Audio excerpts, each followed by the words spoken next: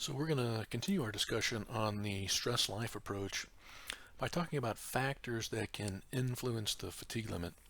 But first, let's kind of review what we understand already about rotating bending tests in the SN curve. So on log-log axes, we have our stress amplitude on this axis and the number of cycles to failure on this axis. And we collect our data, and we may get something that looks something like this. A few runouts over here. And we're in the range of approximately 10 to the 3 to 10 to the 6 cycles. And our data points can be fit pretty well to a straight line on a log-log plot, and we can find our endurance limit. Again, our waveform in time looks like a sine wave, where we have one cycle and typically zero mean stress.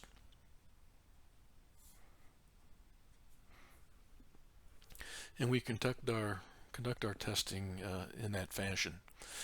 The specimens that are used for this kind of testing are fairly small, half-inch, 12.5 millimeter diameter type bars or less. And there are standards for rotating bending tests. So I'll move this over. ISO standard 1143 is for metallic materials rotating bar bending fatigue testing. Let's see if we can look at an interesting picture or two in here. But in the standard, it goes through the various specimen types, the type of bending machine that you might have, and how to calculate stresses in those situations. So here's single point bending and 2-point bending and 4-point bending and so forth that we have here. And there are other standards that govern how you would plot this on the axes, but the basic idea is just as we've said, a log-log plot presenting the data and indicating the runouts on that data.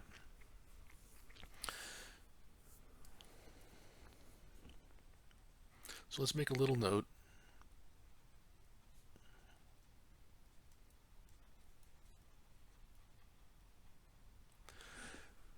That the data that we're collecting here are from mirror finish polished specimens, so typically of steel.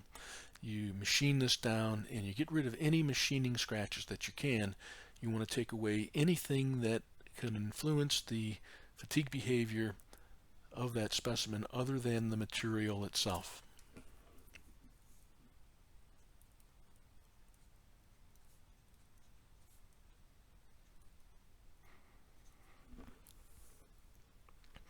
All right, so what you have is a best case situation for that material.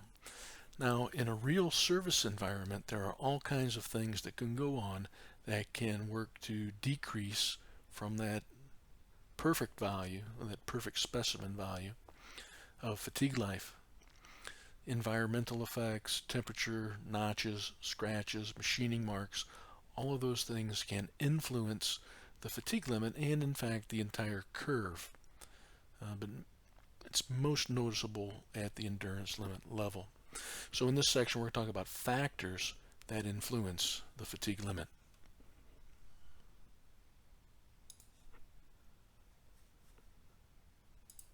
And so one item that can affect the endurance limit then is just the material's strength.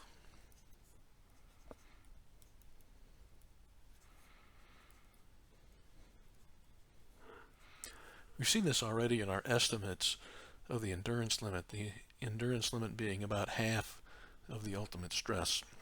So the endurance limit will go up, SE, as the ultimate stress, SU, goes up, but there's kind of a limit to it. In English stress units,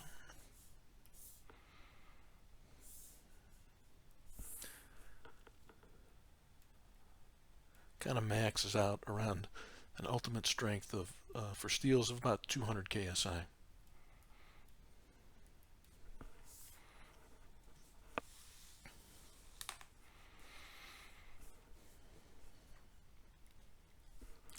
The size of the specimen or the component can have an effect on the fatigue limit.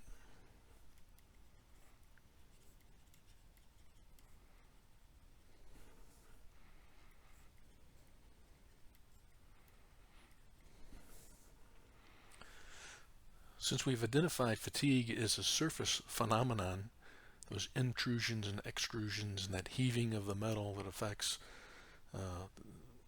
more on the outer surface of the specimen, the more surface area you have, the more chance of one of those locations becoming a critical fatigue crack initiation site.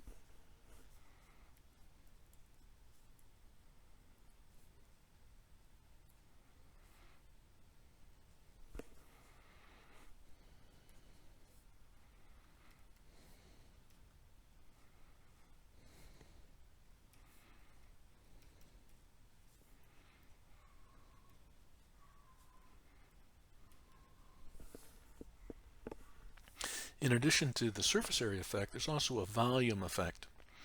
The more volume of material, the more likely you're going to have an internal defect, such as a void or an internal crack.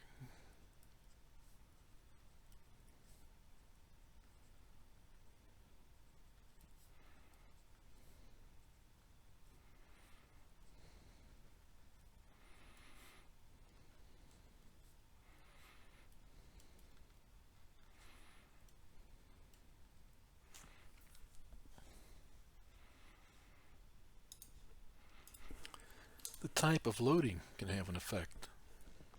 Now, our curve, as we said, was developed for rotating bending, but if you have a situation where you're trying to apply this to torsional loading or axial loading, we may have to modify that rotating bending curve in order to apply it to these other types of loading situations.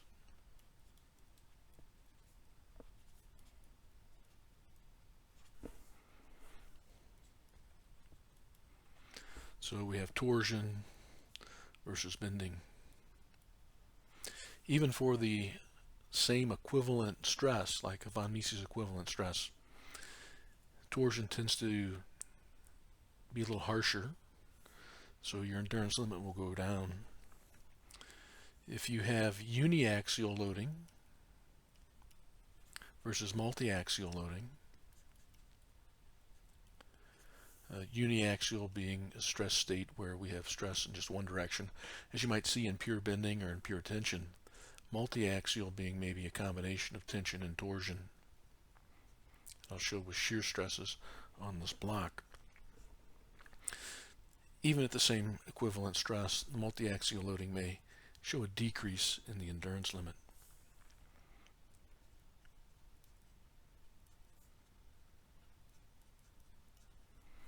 And constant amplitude versus variable amplitude loading.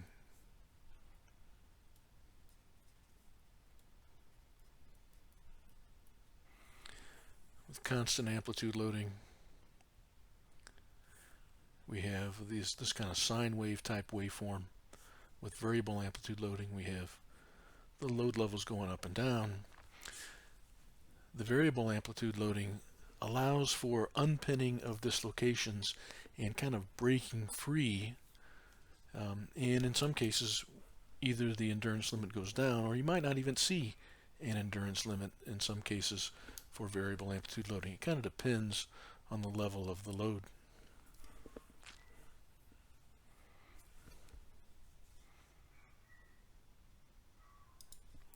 Surface finish can have a large effect on our SN curve.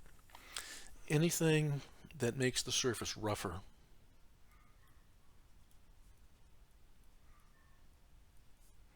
will cause a decrease in our endurance limit. So what do I mean by that? Machining scratches.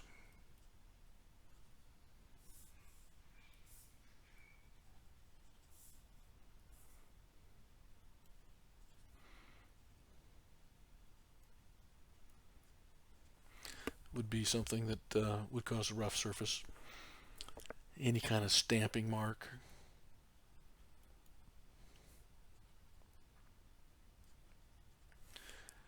Grinding, things like that. would cause a decrease.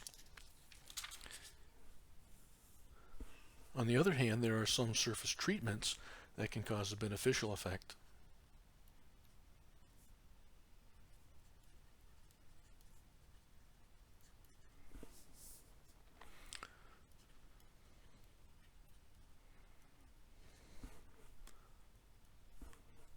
Shot peening.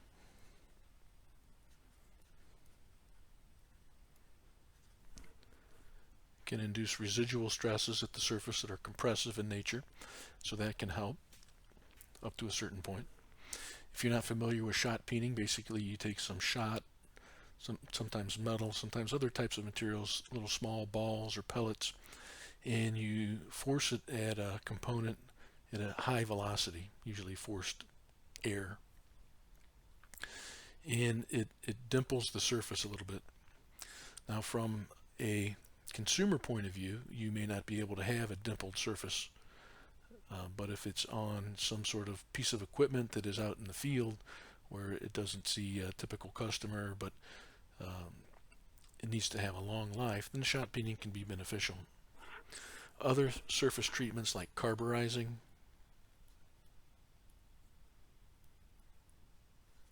and nitriding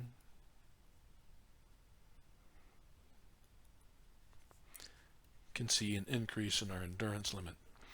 If you're not familiar with carburizing and nitriding, carburization of a steel shaft can increase the fatigue life. It makes it harder near the surface.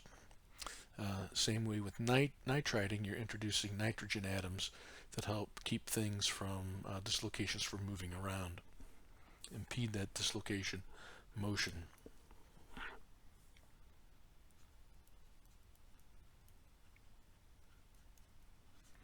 Of course, there are other surface treatments that can be detrimental.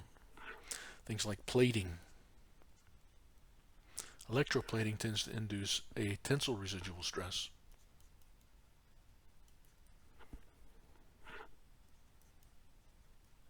And the tensile stress would cause a decrease in your endurance limit. And the opposite of carburizing, if you decarburize,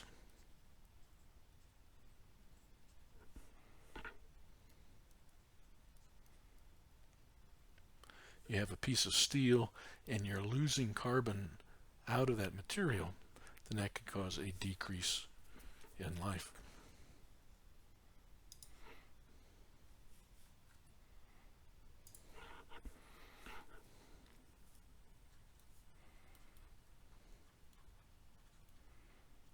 Temperature can have an effect.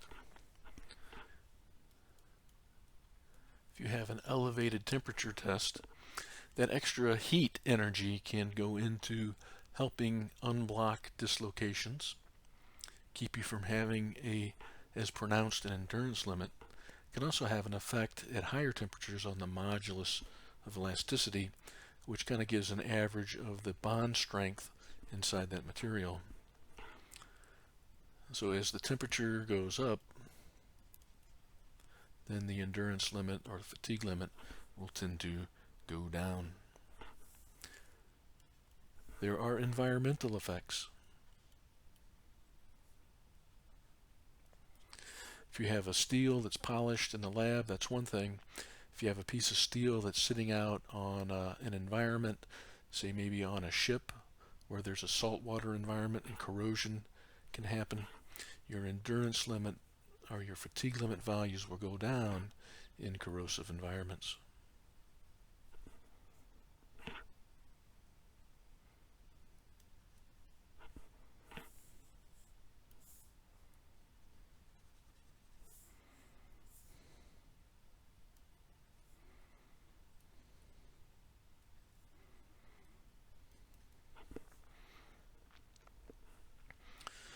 And there's different causes for it. If you've ever seen steel that's kind of corroded, of course you'll see the corrosion byproduct, but if you flake that off, you might see pits in the surface that serve as stress concentrations.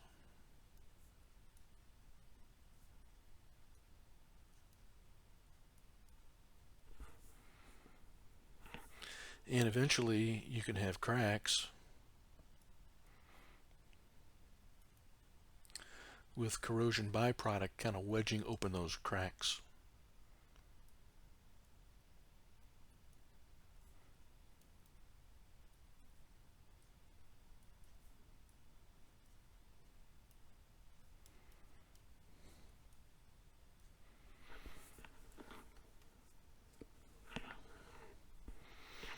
And there's other environmental effects. If you have oxygen dissolved in water, for example, that can cause some problems.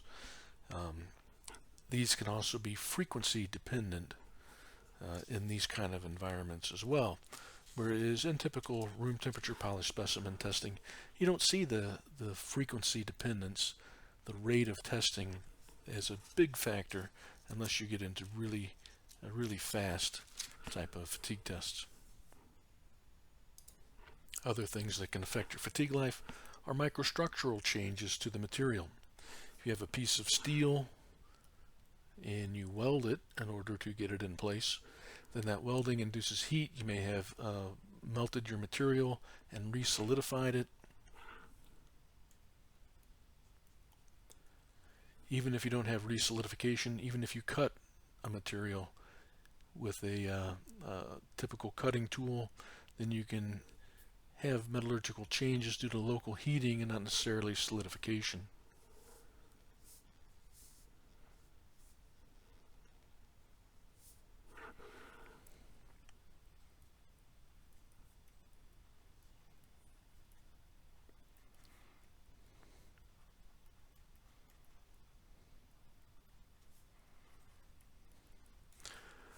Non-ferrous alloys are particularly sensitive to this.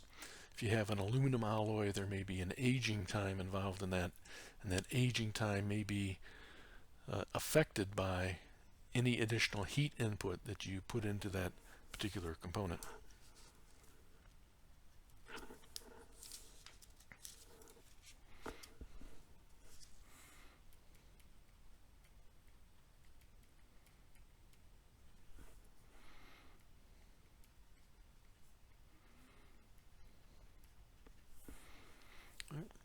And then the last one that I'll list here, anyway, are pre-existing notches or cracks. So if you were to test your basic specimen in rotating bending, you would get a certain fatigue life. After people had developed that kind of equipment, one of the first things they did was to put a notched bar into that same kind of equipment. So if you have a notched bar and you have the same nominal stress, you're going to see a difference in fatigue life. And we're going to look at notches later in the semester. But the same thing can also be said with pre-existing cracks. So I'll just kind of show that it's very sharp right there.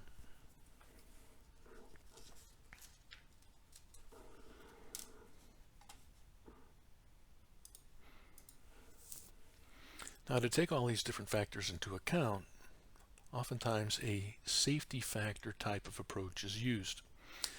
So you start off with your unmodified endurance limit, that's what's on the right hand side right now, and you modify it by these different factors. So for example, we said size of the specimen may be important. So the C sub size may be less than 1. Okay, so maybe it's 0.8 or something like that. The type of loading has an effect. So similarly, if you have multi-axial loading, you may give it a modifier C sub load. And all these different things can be applied.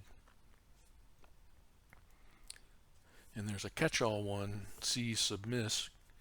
Okay, and all these can affect and modify the rotating bending endurance limit.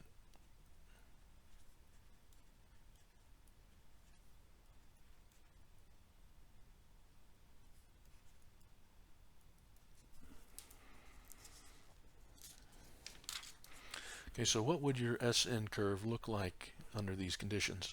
There's two ways that we can deal with this.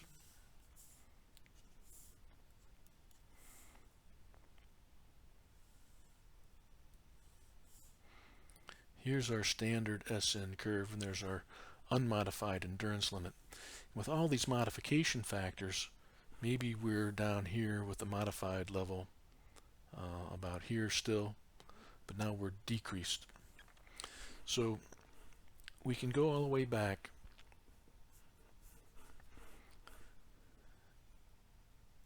to not 10 to the 3 cycles, but we can go all the way back to, say, 1 cycle. Okay, 10 to the 3 would be about here. And even with all these factors, the material will still probably fail at the same ultimate stress. Okay, so this would represent basically the ultimate stress right here. And then we would connect the line like this. And at 10 to the 3, there would be, this would be your 10 to the 3 value, and this down here would be your 10 to the 6 value. And we talked about how these are approximate values, but 10 to the 3 and whatever your endurance limit is over here. So these two lines have slightly different slopes.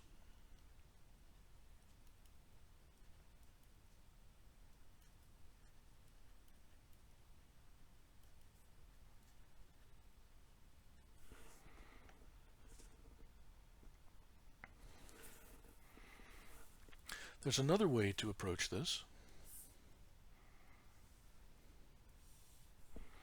And if we look at 10 to the 3 and 10 to the 6, and we have our endurance limit down here that is unmodified. Another way to handle this is we can also modify the stress at 10 to the 3 and have a parallel line.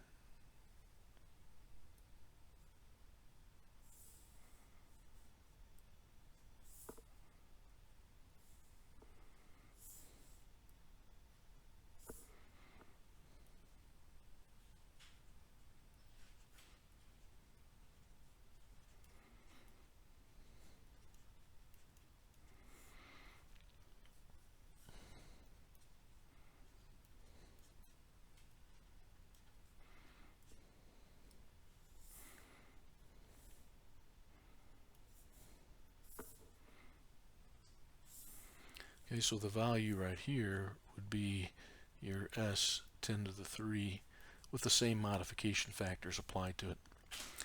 In the end, they're not going to be a whole lot different, but you may have a preference for one approach or the other.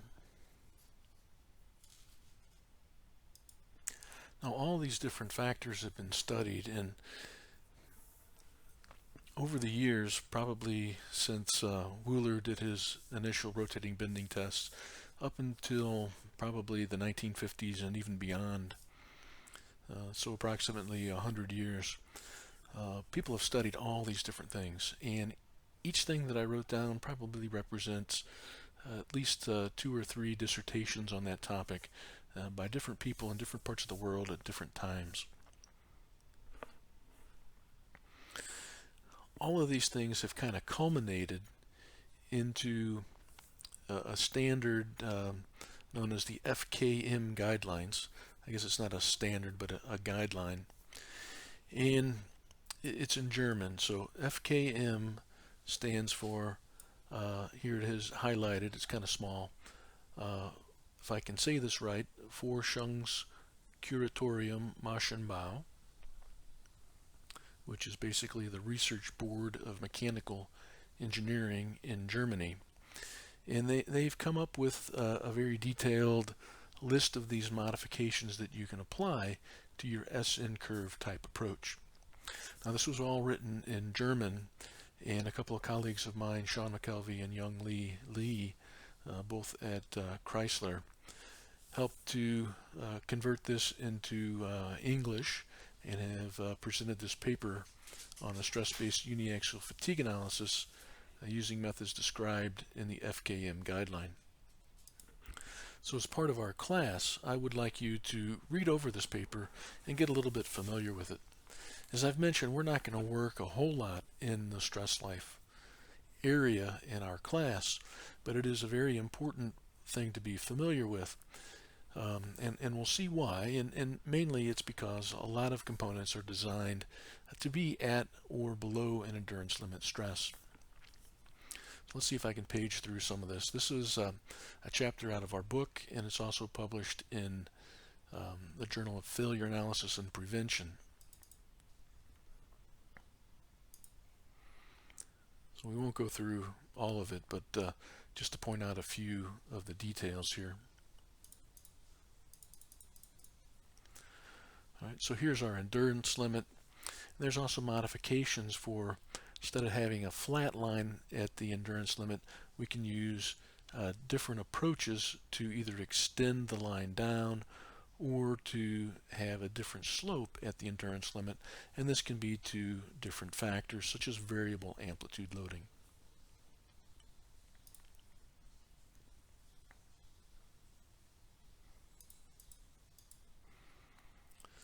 All right, so here is our approaches. You know, the C, it can be from statistical analysis. So you see some different symbols on here with different reliability estimates, and so it can be quite involved. Okay, so this can be quite involved. The Germans have studied fatigue for a long time, and they have some very good fatigue researchers and a very active community. So here we see reliability, size, temperature, stress, and load, some of the things that we talked about, whether it's notched or smooth or so forth.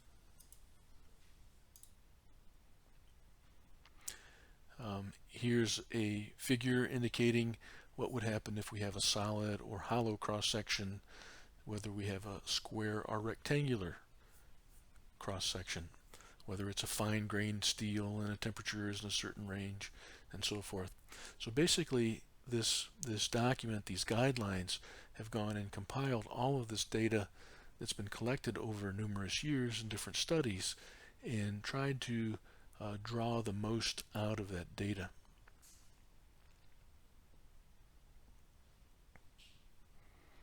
Okay, so again, I'll let you look at that in more detail. Again, these Dr. Lee and I and Sean McKelvey didn't write these guidelines. These are from the German guidelines, kind of translated over into English in a format that can be more accessible to English readers. All right, so we have all of this information now on the stress life approach. How would we design a component for durability? All right, so I'll write down a few steps, if you will. So when you're designing something, probably one of the first things you need to decide is how long do you need it to last?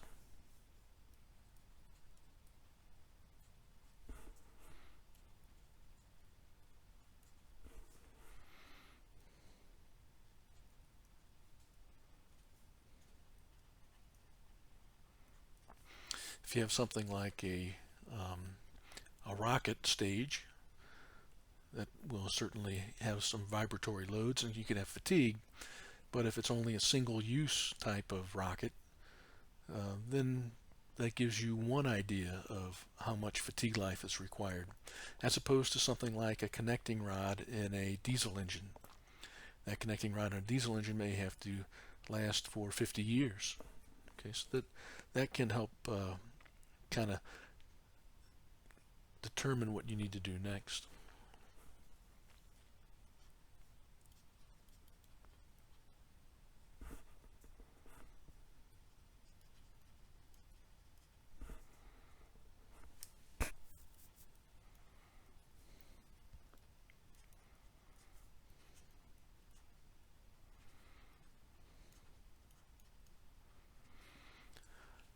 Next, take a look at what kind of environment this component may be operating in and what the loading conditions might be.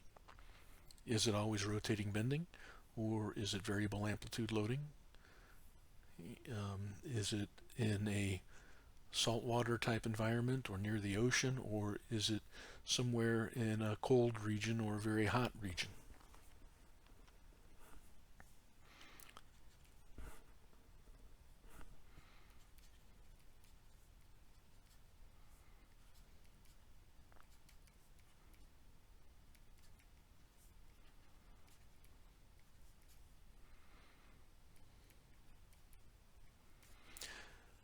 Even if you're designing for durability, you still have to check for other likely failure modes. Are you going to be in a situation where you would exceed the ultimate stress? Is a rupture condition possible? Are you where you're above the yield stress of the material or below the yield stress of the material? Even if you're below the yield stress of the material, the endurance limit stress may even still be lower. So those are important items to understand.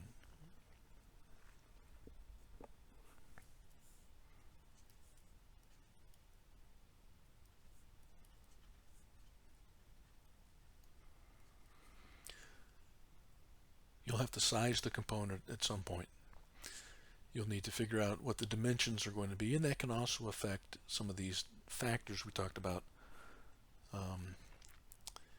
on the endurance limit. And probably at this stage, you may want to select an appropriate material.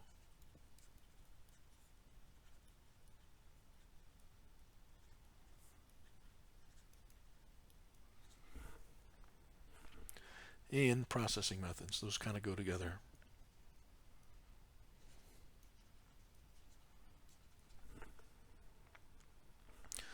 What kind of heat treatment is available? Manufacturing process.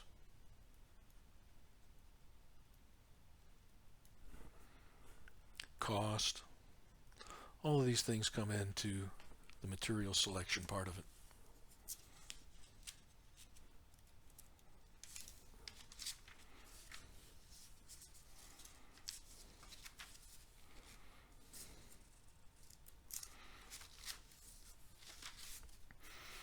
All right, so with that, I think we're going to stop here for this particular lecture.